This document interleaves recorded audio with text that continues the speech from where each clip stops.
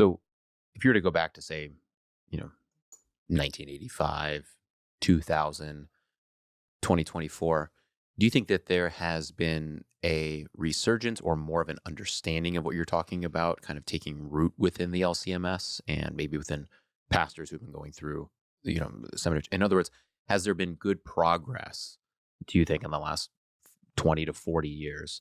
Definitely there has. Yes. I mean, there are a lot of young pastors who get it. Mm-hmm. They've got the blick. They understand this. Unfortunately, there are still lots who don't. So the battles are still going on. And, if you want a church with no battles, well, good luck finding that. Yep.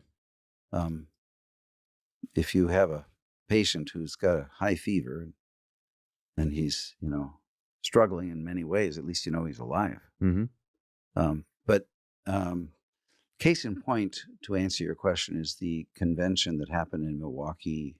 Is that last year? Last year. That was a good convention. A lot of young pastors who knew their business, who knew what we needed as a synod. Gottesdienst was kind of vindicated at that convention, as I recall. Ben Ball, who's always been kind of associated with us, he used to be one of our editors, but he officially cut himself off from that because he's on the Presidium. But unofficially, he's still a very close friend of ours.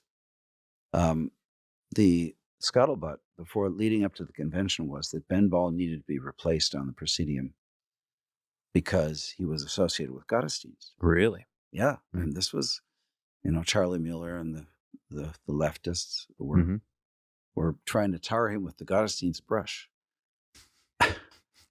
And what happened was he was like the 5th or 6th vice president at the time. He not only got reelected, he got pushed up to 2nd VP. Really? Yeah.